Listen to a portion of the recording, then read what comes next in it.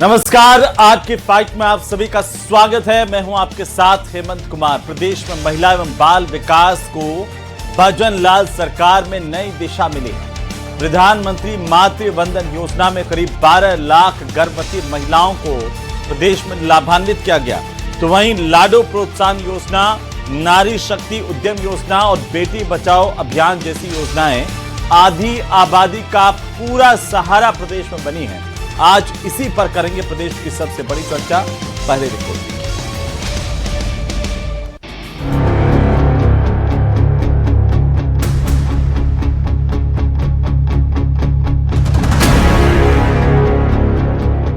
मुख्यमंत्री भजनलाल शर्मा के नेतृत्व में राजस्थान सरकार सशक्त महिला विकसित राजस्थान के विजन के साथ महिला एवं बाल विकास को नई दिशा दे रही है।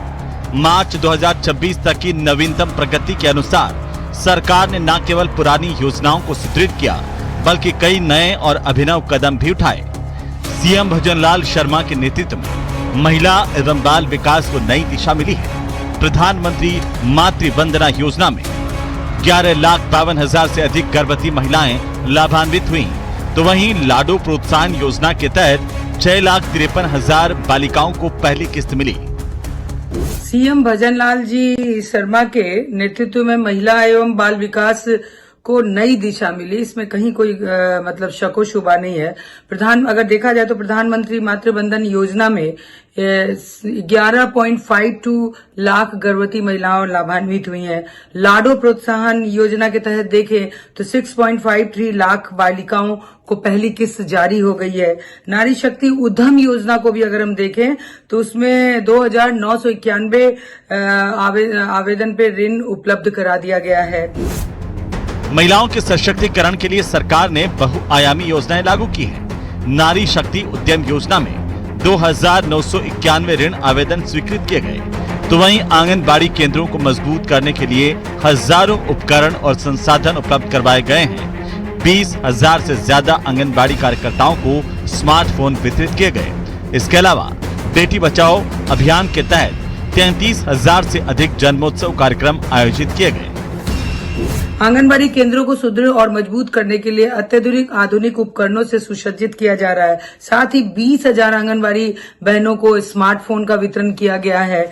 अगर आगे और देखें कि बेटी बचाओ अभियान के तहत 33,000 से अधिक जन्म उत्सव कार्यक्रम आयोजित किए गए हैं बेटियों के जन्म पे। तो महिलाओं के सशक्तिकरण के लिए सरकार के बहुआयामी प्रयास को हम सब लोग साधुवाद करते हैं और महिलाओं के उत्थान के लिए सरकार निरंतर लगी हुई है। भजनलाल सरकार नारी शक्ति के लिए बेहतरीन काम कर रही है। कई योजनाओं से महिलाओं को फायदा हो रहा है। मुख्यमंत्री भजनलाल शर्मा के नेतृत्व में सरकार ने महिला सशक्तिकरण के लिए कई महत्वपूर्ण फैसले किए हैं। इन योजनाओं के फैसलों के साथ कुछ जमीनी और राजनीतिक चुनौतियां भी जुड़ी हुई हैं। आज की फाइट में करेंगे इसी मुद्दे पर सबसे बड़ी चर्चा। तो प्रदेश के भजनलाल सरकार आखिरकार महिला सुरक्षा को प्राथमिकता के साथ लेकर के आगे बढ़ रही है। साथ ही साथ चाहे महिलाओं के साथ हमारी आंगनबाड़ियों का इंफ्रास्ट्रक्चर को मजबूत करना हो या आंगनबाड़ी में काम करने वाली महिलाओं को स्मार्टफोन के जरिए और ज़्यादा जोड़ना हो, किस तरीके से नए दौर के साथ उनको तेजी से विकास की रफ्तार के साथ हाथ पकड़ करके चलाना हो, ये काम इन योजनाओं के सहारे हो रहे हैं। आज इस पर ही बात करेंगे और चर्चा की शुरुआत करें। उससे पहले आज के सबसे महत्वपूर्ण सवालों पर एक नजर डालते हैं। सबसे पहला सवाल इस बात को लेकर के कि सरकार की ये पहल और सशक्त महिला विकसित राजस्थान, क्या वाकई ये सपना साकार हो रहा है? ये आज पूछेंगे, आज जानेंगे। सवाल नंबर 2, महिला एवं बाल विकास को क्या नई दिशा प्रदेश में भजनलाल सरकार में मिली है? इस पर भी बात करेंगे। और साथ ही साथ है सवाल नंबर 3 के महिलाओं की योजनाएं बेमिसाल, विपक्ष क्यों बेहाल? आखिरकार विपक्ष लगातार सरकार पर सवाल क्यों खड़े कर रहा है? इसको भी जानेंगे। कमी कहां है, इस पर भी बात करेंगे। तो हमारे साथ खास मेहमान हैं और मैं सबसे पहले परिचय करवा दूं हमारे मेहमानों के साथ आपका। डॉक्टर निमिषा गौड़ हमारे साथ हैं, भारतीय जनता पार्टी की प्रवक्ता। हमारे साथ में अनुश्री शर्मा हैं, कांग्रेस पार्टी के प्रवक्ता। भाग्यश्री सैनी हमारे साथ हैं, सामाजिक कार्यकर्ता के तौर पर। वेद माथुर हमारे साथ हैं राजनीतिक विश्लेषक के तौर पर। सबका स्वागत, सबका अभिनंदन। और सबसे पहले निमिषा जी, आप ही से शुरू करूंगा। एक एक मिनट सभी के लिए पहले, और उसके बाद हम चर्चा की शुरुआत डिबेट के तौर पर करेंगे। सबसे पहले आप ही से कि आखिर भजनलाल सरकार महिलाओं को लेकर के क्या विजन, विपक्ष कह रहा है कि महिला सुरक्षा को लेकर के प्रदेश में काम नहीं हो रहा, या फिर महिला सशक्तिकरण को लेकर के सरकार की जो योजनाएं हैं वो धरातल पर कितनी सशक्त बनकर के उभर रही हैं? देखिए हेमेंद्र जी, आज रामनवमी के पावन पर्व पे सबसे पहले मैं आप सबको शुभकामनाएं देती हूं। और राजस्थान में डबल इंजन की सरकार, विकसित भारत और आपनो अग्रणी राजस्थान के संकल्प के केंद्र में नारी शक्ति को रख करके हमारे यशस्वी मुख्यमंत्री जी भजनलाल जी शर्मा जी के नेतृत्व में राजस्थान कार्य कर रहा है। आज राजस्थान वुमेन एम्पावरमेंट और वेलफेयर स्कीम के साथ में हर नारी के सशक्तिकरण के लिए सतत कार्य कर रहा है। दिसंबर 2023 से लेकर आज तक की मैं बात करूं तो 98 लाख फीमेल्स को 1380 करोड़ रुपए डायरेक्ट बेनिफिट ट्रांसफर्स हो चुका है। स्वास्थ्य, शिक्षा, सशक्तिकरण, नारी उद्यमीकरण के माध्यम से चौतरफा उसका विकास किया जा रहा है। स्वास्थ्य सुनिश्चित हो, आज आप देखिए प्रेरणादायक अनेक योजनाएं चल रही है। मातृशक्ति वंदन योजना देखिए आप, लाडो प्रोत्साहन योजना, लखपति दीदी के माध्यम से 16 लाख राजस्थान की महिलाओं को लखपति बनाया जा चुका है। और शिक्षा के प्रोत्साहन के लिए हमारे मुख्यमंत्री जी कहते हैं महिला बढ़ेगी तभी आगे बढ़ेगी, महिला पढ़ेगी तभी आगे बढ़ेगी। विजन एकदम क्लियर है हमारे मुख्यमंत्री जी भजनलाल शर्मा जी का कि राजस्थान की हर नारी सशक्त हो, समृद्ध हो, स्वस्थ हो, तभी अपनो अग्रणी राजस्थान का जो विकास है वो सार्थक हो पाएगा। और आज राजस्थान में आप देखिए महिला उद्यमीकरण के नए आयाम लिखे जा रहे हैं। विदेशी निवेश के आकर्षण के साथ में महिलाएं बढ़ चढ़ के हिस्सा ले रही हैं। और स्वास्थ्य की बात करें तो स्वास्थ्य के अंदर अनेकानेक योजनाएं सामने है। आउटबाउंड पोर्टेबिलिटी एक ऐसा ऐप स्टार्ट किया है जिसके माध्यम से राजस्थान की महिलाएं न केवल राजस्थान अपितु पूरे देश भर में 31,000 अस्पतालों में, समृद्ध अस्पतालों में निःशुल्क अपना चिकित्सा ले सकती हैं। इसी तरह से आभा आईडी, प्रेरणा अभियान, अपार आईडी एक ऐसे अभियान है अलग अलग जो डिजिटल ट्रांसफॉर्मेशन के साथ में वुमेन एम्पावरमेंट की नई इबारत लिख रहे हैं। जी अनुश्री जी, बीजेपी कह रही है कि राजस्थान में महिलाओं को लेकर इतनी सारी योजनाएं और धरातल पर इतना काम हो रहा है कि महिला सशक्तिकरण में सबसे आगे अग्रणी राज्यों में राजस्थान चल रहा है। आज बोलिए। जी देखिए हेमंत जी, महिला सशक्तिकरण होना चाहिए, अच्छी बात है, लेकिन धरातल पे कितना उतर रहा है ये सोचने का विषय है। आज अगर हम बात करें, मॉडर्नाइजेशन चल रहा है, डिजिटल कितना एनहांसमेंट हुआ है महिलाओं को लेके, या फिर जो इन्होंने कुछ हमारी योजनाएं भी थी, जैसे मैं बात करूं तो इन्होंने जैसे हमारी एक उड़ान योजना थी जिसमें हमने सैनिटरी नैपकिन्स बांटे थे, उसको बंद किया है। इसके अलावा काली भाई बीम योजना थी जिसमें हमने स्कूटी वितरण किए थे, जो डूंगरपुर के स्कूल में आज भी आपकी डिबेट में चलाया गया था कि 30,000 जो स्कूटियां हैं वो आज भी जंग खा रही है। बहुत सारी राजीव गांधी एक्सीलेंस योजना है जिसमें हमने फॉरेन 500 जो है छात्राओं को फॉरेन पढ़ाने का जो है वो किया था, जिसमें भी इन्होंने रिड्यूसमेंट कर दिया है। शहरी रोजगार गारंटी योजना है, इंदिरा स्मार्टफोन योजना है। तो स्मार्टफोन योजना है, तो कहीं ना कहीं आज के परिवेश में देखिए आप सशक्तिकरण कर रहे हैं, लेकिन उसको धरातल पे कब लाएंगे? धरातल पे लाइए उसको।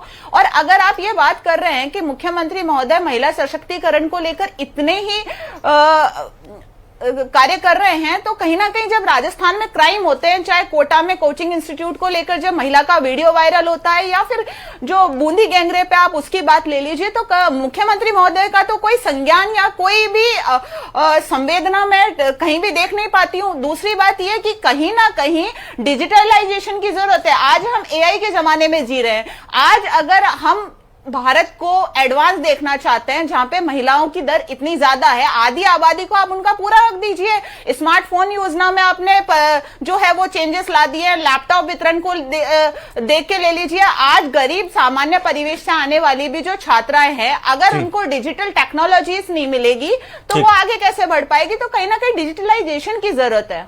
जी अनुश्री जी ने जो बातें कही हैं वो भाग्यश्री जी, बाबा साहब अंबेडकर कहते थे कि किसी भी समाज की जो महिलाओं की तरक्की है वो महिलाओं की तरक्की के आधार पर वे देखते हैं कि कितनी तरक्की समाज में है। बीजेपी कह रही है कि हमारे राज्य में महिलाओं को लेकर इतनी सारी योजनाएं और धरातल पर इतना काम हुआ कि महिलाएं तरक्की के रास्ते पर हैं। कांग्रेस के अपने तर्क हैं, लेकिन आप इसे कैसे देख रहे हैं कि वाकई धरातल पर महिला सशक्तिकरण आपको दिखाई दे रहा है? देखिए, वेरी ट्रू। मैं सबसे पहले तो ये कहूंगी कि बहुत सही बात है कि जो सरकार है वो लंबे समय से महिलाओं और बेटियों के समावेशी विकास और उनके उत्थान के लिए कार्यरत है, और पहले से ज्यादा महिलाएं और बेटियां सरकार की प्रायोरिटी में है। लेकिन being a women and child rights activist जो ग्राउंड लेवल पे काम करती है, मैंने हर योजनाओं की दो तस्वीर देखी। एक तस्वीर वो जहां पे बांसवाड़ा की एक महिला है जो आदिवासी है, पायल, उसको ना उसके पास कॉन्फिडेंस था, ना उसके पास इनकम थी। सरकार की योजनाओं से वो जुड़ी, उसने बांस से हस्तशिल्प बनाना सीखा, मेलों में भाग लिया, आज वो बहुत अच्छी इनकम कर रही है। लेकिन दूसरी तरफ किसी गांव के किसी कोने में मैंने दूसरी पायल को भी देखा है जिसके पास ना अवेयरनेस है, ना सरकार की योजनाएं पहुंची है, ना जिसके पास में कोई स्वरोजगार है, ना उसके पास स्किल ट्रेनिंग पहुंच पाई है। तो देखिए, मैं इस बात को बिल्कुल मानती हूं कि सरकार ने बहुत सारे प्रयास किए हैं, लेकिन प्रयास सिर्फ आंकड़ों पे ना हो, असली प्रयास वो होते हैं जब जमीनी स्तर पे हमें तस्वीर और बदलाव दिखते हैं। तो मैं मानती हूं कि आज भी बहुत सारे चैलेंजेस इन योजनाओं के सामने है, और सबसे इंपॉर्टेंट चैलेंज है इम्प्लीमेंटेशन का। योजनाओं का जो विजन है जिससे सरकार ने इनको शुरू किया था, अभी भी थोड़ा दूर है। अगर हम लोग इनका प्रॉपर इम्प्लीमेंटेशन और मॉनिटरिंग करें तो शायद हम लोग हाशिए पे बैठी उस बेटी और उस महिला को इस योजना का लाभ पहुंचा सकते हैं जिसके लक्ष्य के लिए हमने इस योजना को शुरू किया था। तो अगर आप ग्राउंड रियलिटी पे देखेंगे तो इम्प्लीमेंटेशन आपको गैप दिखेगा, क्वालिटी और क्वांटिटी में इश्यूज दिखेंगे, अवेयरनेस की प्रॉब्लम दिखेगी। तो बहुत सारी चीजें हैं जिन पे अभी काम करने की जरूरत है। एंड नो डाउट, मैं सरकार जो इनिशिएटिव ले रही है मैं उसकी सराहना करती हूँ कि उन्होंने अपने लेवल पे अच्छा काम किया, लेकिन अभी भी कुछ चीजें हैं जिन्हें ठीक करने की जरूरत है। जी वेद साहब, आप इसे कैसे देख रहे हैं? क्या सबसे बड़ी चुनौती, योजनाएं तो है सरकार में और बहुत सारी योजनाएं सरकार ने चलाई, लेकिन क्या इम्प्लीमेंटेशन सबसे बड़ी चुनौती है और उसको भी बेहतर तरीके से इस सरकार में अंजाम दिया जा रहा है? देखिए, सबसे पहले तो हमें मानना पड़ेगा कि भजनलाल जी के नेतृत्व में जो भारतीय जनता पार्टी की सरकार है, ये महिलाओं के लिए काफी कुछ कर रही है। अपनी बात के समर्थन में मैं कहना चाहूंगा कि यदि आप जो सेक्स रेशियो है उसके आंकड़े देखें या मृत्यु दर के आंकड़े देखें तो बताएंगे कि वो निरंतर इनमें सुधार हो रहा है। इसका मतलब कि जो प्रसूताएं हैं उनका सरकार बेहतर ध्यान रख रही है।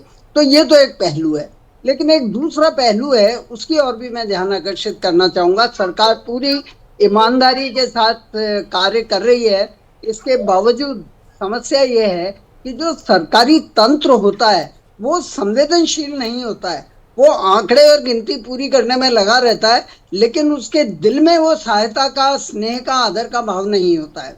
दूसरा महत्वपूर्ण सवाल मैं इस सरकारी तंत्र से और सरकार से करना चाहूंगा कि आपकी महिलाएं और आपके बच्चे जो नवजात शिशु हैं, क्या इजराइल की महिलाओं जैसे और इजराइल में जो बच्चे पैदा हो रहे हैं उनकी तरह स्वस्थ है? हालांकि उनके यहाँ जो स्थितियां हैं वो हमसे 1 लाख गुना ज्यादा प्रतिकूल है। हमारे इतनी प्रतिकूल स्थितियां नहीं है, लेकिन इजराइल में बच्चे स्वस्थ हो रहे हैं। हाँ, इस फिर भी मैं एक और बात मैं कहना चाहूंगा कि यदि आप महिला सशक्तिकरण की बात करते हैं, निश्चित रूप से महिलाओं की भागीदारी बढ़ी है, रोजगार में बढ़ी है, सरकारी रोजगार में, स्वरोजगार में, हर जगह बढ़ी है और बढ़ रही है। इसके बावजूद इसमें कुछ ऐसे इंडिकेटर्स हैं जिनमें सरकार को काम करना चाहिए। फॉर एग्जाम्पल, आप किसी छात्राओं की स्कूल में या कॉलेज में जाइए और वहाँ जो छात्राएं पढ़ती हैं उनकी आयरन को आप टेस्ट करिए कि उनमें खून, जो जैसे हम कहते हैं हीमोग्लोबिन की कमी है या आयोडीन की कमी है या फॉलिक एसिड की कमी है, इन चीजों को देखना चाहिए। अभी भी हमारे यहाँ जो प्रसूताएं हैं, प्रेग्नेंट लेडीज हैं, उनमें आयरन की कमी एक आम चीज है। अच्छा, कुछ ऐसे बदलाव चाहिए। मैं जस्ट लेकिन वेद जी, अब बड़ी तरक्की हुई है। अब आप देखेंगे, जो मैंने अभी देखा है और जो जानकारी मुझे मिली है कि स्कूलों में भी सरकार की तरफ से इस तरह के प्रोग्राम्स हैं बच्चियों के स्कूल्स में, जहां पर उनको आयरन की किट वितरित किए जाते हैं, दवाइयां वितरित की जाती हैं। अब आजकल आंगनबाड़ी में भी ये पोषक तत्वों का ध्यान रखते हुए पोषाहार उसी तरह का वितरित किया जा रहा है। मिड डे मील में भी बच्चों में किसी तरह के पोषाहार की कमी नहीं हो, आयरन की कमी नहीं हो, उसी को ध्यान में रखते हुए पोषाहार भी दिया जाता है। अब आजकल थोड़ा बदलाव आ गया। बात मैं आपकी बात में ऐड करना चाहूंगा, और अब कॉलेज तक आते आते हमारी बच्चियां, हमारी बहनें इतनी ज्यादा सतर्क हो गई हैं कि ध्यान रखती है खुद ही कि किसी चीज की B12 की कमी तो नहीं है या दूसरी चीजों की कमी नहीं है, वो खुद ही इतनी अवेयर हो गई हैं। जी, एक बात मैं ऐड करना चाहूंगा हेमंत जी आपकी बात में, कि भारत विकास परिषद एक संस्था है जो स्कूलों में सरकार को आयरन की जांच में सहयोग कर रही है, साथ ही वो गुड़ और चना वितरित करते हैं। तो उससे वो हरदम नियमित रूप से तो नहीं कर पाते हैं, लेकिन एक जागरूकता होती है कि बच्चियों को ये समझ में आता है कि हमें गुड़ और चने से आयरन की पूर्ति होगी और हमें ताकत आएगी। तो एक अच्छा बदलाव है। अंतिम बात मैं कहना चाहूंगा जो प्रेगनेंसी से जुड़ी हुई है, कि हमारे समाज में एक मिथ है कि जो लेडी प्रेग्नेंट है उसको 5 किलो 6 किलो देसी घी खिलाया जाए। उससे क्या होता है कि उसका स्वास्थ्य उल्टे खराब हो जाता है। ज्यादा कैलोरी देना, ज्यादा फैट देना वो स्वास्थ्य को खराब करता है। तो उनको संतुलित आहार क्या दिया जाए, इस बारे में जागरूकता की जरूरत है। जी बिल्कुल। और ये आशा सहयोगिनियों वाला प्रोग्राम वेद जी, मुझे लगता है इसीलिए चलाया गया था कि हर आशा वर्कर जाएंगी, प्रेग्नेंट लेडी के संपर्क में आएंगी, उन्हें बताएंगी पूरा चार्ट क्या है, उनकी देखभाल भी करती है। जहां तक मैंने बात की आशा सहयोगिनियों से, उन्होंने ये बताया कि वो नर्स बहन जी के साथ मिल करके, ANM के साथ मिल करके आशा सहयोगिनी क्या करती है, अपने इलाके में गर्भवती महिलाओं को पहले आइडेंटिफाई कर लेती हैं, फिर उनका वजन लेना, उनको किस तरह की डाइट देनी चाहिए, ये सब उनके संपर्क में रहकर के प्रशिक्षण भी आयोजित होते हैं। फिर भी निमिषा जी, धरातल पर जो इम्प्लीमेंटेशन है योजनाओं का एक बड़ी चुनौती है, और अभी अनुश्री जी ने कहा, भाग्यश्री जी ने कहा कि धरातल पर ये योजनाएं नहीं दिखती है, वहां पर महिलाएं परेशान होती है या वहां पर महिला सुरक्षा के दावे जो है धराशायी होते हैं। अनुश्री जी। हेमंत जी, कांग्रेस खुद धरातल पर जाए, देखे, जांच करे, तो उन्हें संज्ञान में आएगा कि सच क्या है। क्योंकि खुद कांग्रेस एसी कमरों में कैद होकर के योजनाओं को एनालिसिस करती है, तो मुझे नहीं लगता कि इनको सही आकलन पहुंचेगा। क्योंकि कई अभियान चल रहे हैं जो ग्रामीण स्तर से लेकर शहरी स्तर पर। अभी बात कर रहे हैं तो मातृ शक्ति और शिशु दोनों के पोषण के लिए प्रेरणा अभियान जारी किया गया है, जिसके अंदर प्रेरणा अभियान में आंगनबाड़ी से इनको पोषण दिलाने के लिए उनका एक अवेयरनेस प्रोग्राम है, जिसमें उनको जोड़ा जा रहा है। और स्मार्टफोन भी आपके स्क्रीन पर भी दिख रहा है कि 20,000 स्मार्टफोन हम लोगों ने आंगनबाड़ी में सभी को वितरित किए गए। तो देखिए, इम्प्लीमेंटेशन का जो चैलेंज रहा है किसी जमाने तक, तब तक जब डिजिटल ट्रांसफॉर्मेशन नहीं था। आज हम डिजिटल युग में है, 21st सेंचुरी में है, और आप देखिए इकोनॉमी जो है हमारी ट्रांसपेरेंट होते होते आज डिजिटल ट्रांसपेरेंसी से हम अकाउंटेबल भी हुए हैं। हम ये जांच सकते हैं कि हमारी 98 लाख महिलाओं को 1380 करोड़ रुपया डायरेक्ट बेनिफिट ट्रांसफर हमारे यशस्वी मुख्यमंत्री जी ने किया है। विजन क्लियर है। तो राजस्थान में इंप्लीमेंटेशन सक्सेसफुल है। और आप ये देखिए, कांग्रेस जो है, कांग्रेस हमेशा से घटनाओं और घटनाओं की प्रतिक्रिया तक सीमित हो चुकी है। उनके पास ना कोई विजन है और ना कोई उनके पास नेता है जो इसको क्रियान्वित कर सके। अब मैं एक बात बताऊंगी भाई, स्वास्थ्य को लेकर के आभा ID, Ayushman Bharat health account है, उसमें एक अभियान चलाया गया 19 जनवरी 2026 से 19 फरवरी 2026 तक। और आप देखिए 57% बढ़ोतरी के साथ में 12,17,393 रजिस्ट्रेशन इसमें हुए, जिसमें आभा आईडी आपकी बनी। और हेल्थ को लेकर के जितना डिवोशन केंद्र सरकार और राज्य सरकार चिन्हित है, और राजस्थान की महिलाओं के स्वास्थ्य को लेकर के हमारे मुख्यमंत्री जी स्वयं संवेदनशीलता के साथ में हर योजना की मॉनिटरिंग करते हैं। तो मैं इस चैनल के माध्यम से भी हर राजस्थान की महिलाओं को यह आह्वान करती हूं कि आइए आप इन योजनाओं से जुड़िए। स्वास्थ्य, शिक्षा, सुरक्षा और सशक्तिकरण का संकल्प हमारे मुख्यमंत्री जी ने लिया है और वो सार्थक हो रहा है।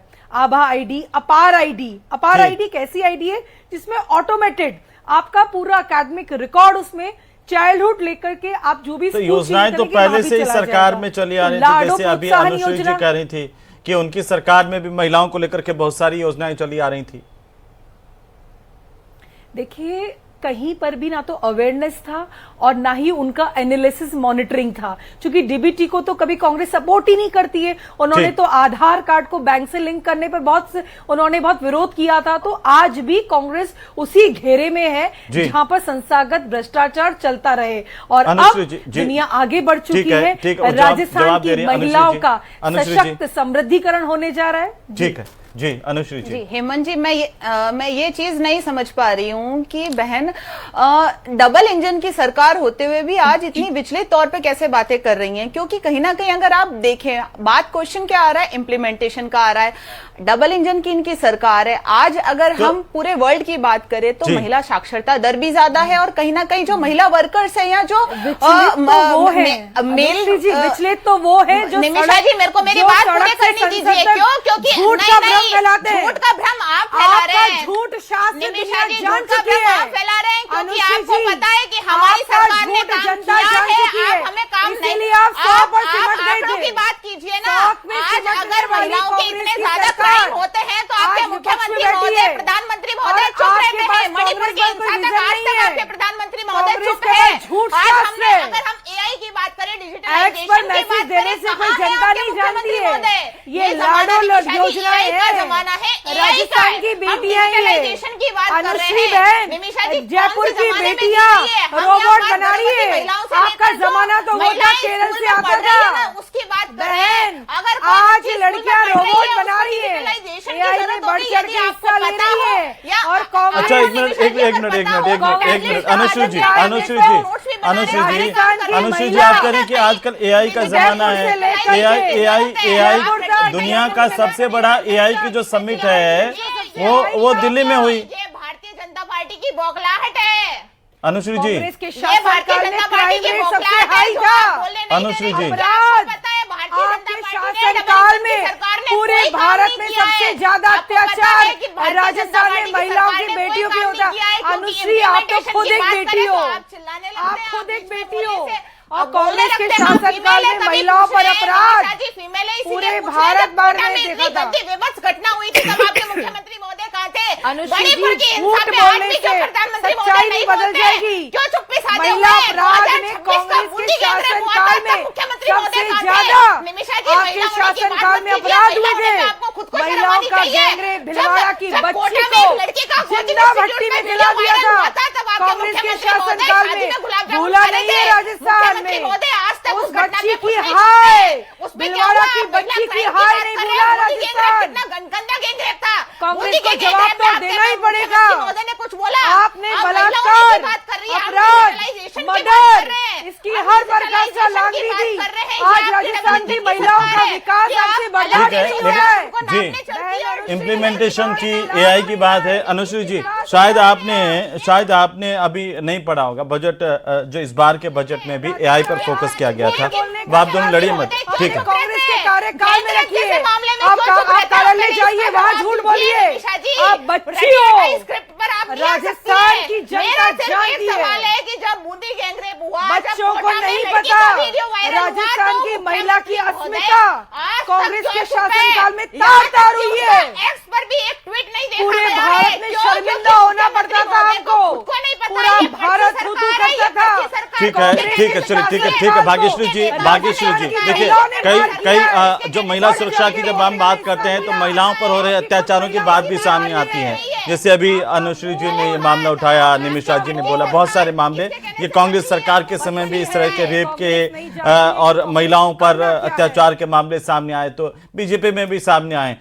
मैटर ये करता है कि किस सरकार में तुरंत एक्शन हुआ है। अभी आपको लगता है कि महिलाओं को लेकर के जितने भी मामले सामने आ रहे हैं उन पर तुरंत एक्शन भी हो रहा है? देखिए, मैं भाजपा और कांग्रेस के आरोप प्रत्यारोप से परे एक सामाजिक कार्यकर्ता के तौर पे हम महिलाओं ने तो कांग्रेस का कार्यकाल भी देखा और अभी भाजपा का कार्यकाल भी देख रहे हैं जी। और दोनों कार्यकालों को देखते हुए मैं ये नहीं कहूंगी कि कांग्रेस की सरकार जिम्मेदार है या भाजपा की, क्योंकि भाजपा की सरकार से सवाल इसलिए है क्योंकि वर्तमान में वो सरकार है, और कांग्रेस की सरकार से जवाब इसलिए है सवाल क्योंकि जो उन्होंने इन्वायरमेंट इस प्रदेश में बनाकर छोड़ा है उसी पे तो भाजपा सरकार कार्य करेगी। तो मैं तो मानती हूँ कि दोनों सरकारों का अपना रोल है। बात आई कि महिला सुरक्षा की, देखिए कांग्रेस के समय पे भी एनसीआरबी में पहले नंबर पे था और अभी भाजपा के टाइम पे भी आप देखेंगे तो कोई बहुत स्थिति बदली नहीं है। अगर स्पेशली आप महिला सुरक्षा की बात करोगे तो सुबह अगर आप अखबार खोल के बैठोगे, किसी बेटी की अस्मिता लूट गई है, किसी का अपहरण हो गया है, किसी के साथ ये हो गया, मैं मानती हूँ, मैं ये बिल्कुल मानती हूँ कि उस पे हम लोग त्वरित निमिषा जी जवाब दे रही है इस पर, निमिषा जी जवाब दे रही है इस पर, निमिषा जी वो कह रहे हैं कि स्थिति कांग्रेस से बदली नहीं है। और आज महिला अपराध में हम 90 नंबर पे आ चुकी है।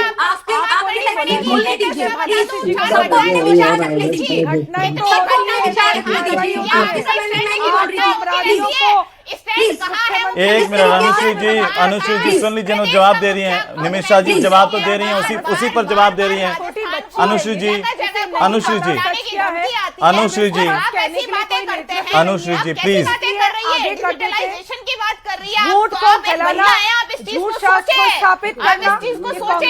मैं सीधी सी बात कर रही हूँ कि डिजिटलाइजेशन में क्या किया है भारतीय जनता पार्टी की सरकार ने, अपराध में क्या डबल इंजन की महिला सरकार ने अपराधों क्या में किया है? ग्राफ बहुत ऐसा है कि आप डिजिटलाइजेशन पूरा करके गए थे और बीजेपी के आते ही खत्म हो गया, ऐसा तो नहीं है। आप करके जाते तो फिर वो दिखाई देता ना। कह दिया था शासनकाल संभालते ही, हर चीज को ले कह दिया था। ठीक है, चलिए ठीक है। वेद जी एक आखिरी टिप्पणी है, क्या एक सुझाव इसको लेकर के देना चाहेंगे? देखिए राजनीतिक आरोप प्रत्यारोप अपनी जगह, लेकिन ये तो मानना पड़ेगा बहुत सारी योजनाएं अगर महिलाएं इनका लाभ उठा लें और इन योजनाओं से जुड़ जाएं धरातल पर भी, तो महिला सशक्तिकरण के मामले में बेहतर काम किया इस सरकार ने, इसे नकारा नहीं जा सकता। लेकिन फिर भी मैं चाहता हूं कोई सुझाव कि कैसे और ज्यादा बेहतर तरीके से महिलाओं तक ये योजनाएं पहुंचे। देखिए मैं सबसे महत्वपूर्ण ये समझता हूँ कि महिलाओं की जो फिजिकल फिटनेस है और मेंटल फिटनेस है उसको कैसे इम्प्रूव किया जाए। देखिए आप केरल का उदाहरण लें और हरियाणा का एग्जांपल लें तो वहाँ महिलाओं को एथलीट बनाने या खिलाड़ी बनाने पे काफी फोकस है, वहाँ की सरकार ने काफी प्रोत्साहित किया है। तो हम राजस्थान में भी ये प्रयास करें कि महिलाओं की फिटनेस कैसे बढ़ाई जाए। एक और सुझाव मैं देना चाहूंगा कि भारत सरकार ने सेना में 3 साल के लिए नौकरी के लिए एक योजना बनाई थी अग्निवीर, जिसका काफी विरोध हुआ था। लेकिन मैं मानता हूं कि इस तरह की योजना न केवल सेना में बल्कि पुलिस में भी होनी चाहिए, जहां महिलाओं को 3 साल के लिए भर्ती किया जाए और उनकी फिटनेस पे जोर दिया जाए, क्योंकि वो फिट होंगी तो वो तो फिट होंगी। बिल्कुल वेद जी, बहुत शुक्रिया आप सभी का चर्चा में शामिल होने के लिए। महिला सुरक्षा को लेकर के और महिला उत्थान को लेकर के भजनलाल सरकार लगातार काम कर रही है, लेकिन जैसे कि हर योजनाओं में या हर काम में इस बात की गुंजाइश होती है कि उसमें सुधार होता रहे समय के साथ साथ, तो उम्मीद ये की जानी चाहिए कि और ज्यादा इन योजनाओं में इस तरह का सुधार हो, आम जनता तक, आम महिलाओं तक योजनाएं पहुंचे और उनको इसका फायदा मिले।